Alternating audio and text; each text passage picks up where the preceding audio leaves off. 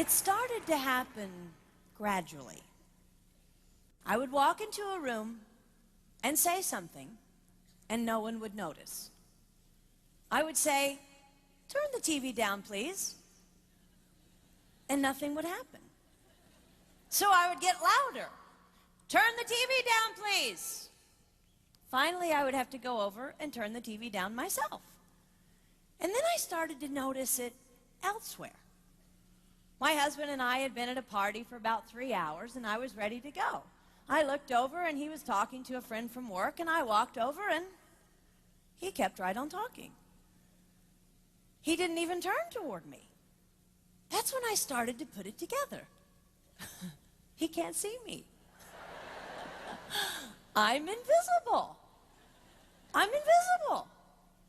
Then I started to notice it more and more. I would walk my son to school, and his teacher would say, "Jake, who's that with you?" And my son would say, "Nobody." Granted, he's just 5, but nobody? One night, a group of us gathered, and we were celebrating the return of a friend from England. Janice had just taken this fabulous trip, and she was going on and on about the hotel she stayed in. And I was sitting there looking around at the other women at the table. I'd put my makeup on in the car on the way there. I had on an old dress because it was the only thing clean, and I had my unwashed hair pulled up in a banana clip, and I was feeling pretty darn pathetic. And then Janice turned to me, and she said, "I brought you this." It was a book on the great cathedrals of Europe. I didn't understand. And then I read her inscription. She wrote, "With admiration for the greatness of what you are building when no one sees." You can't name the names of the people who built the great cathedrals. Over and over again, looking at these mammoth works, you scan down to find the names, and it says, "Builder, unknown, unknown, unknown."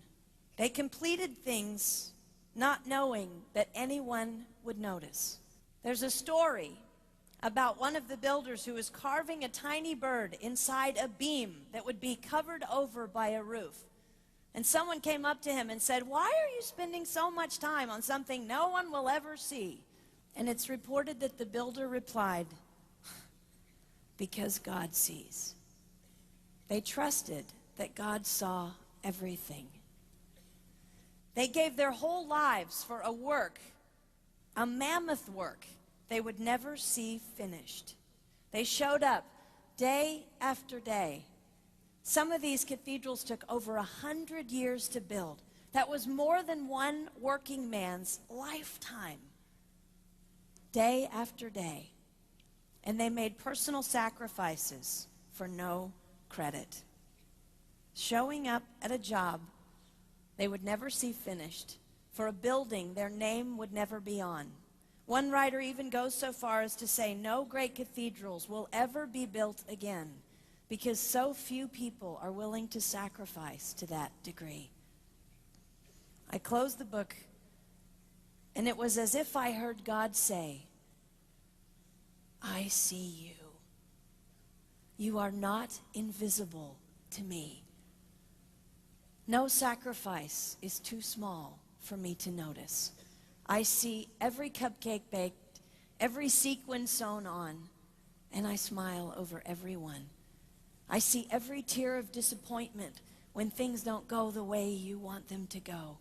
But remember, you are building a great cathedral.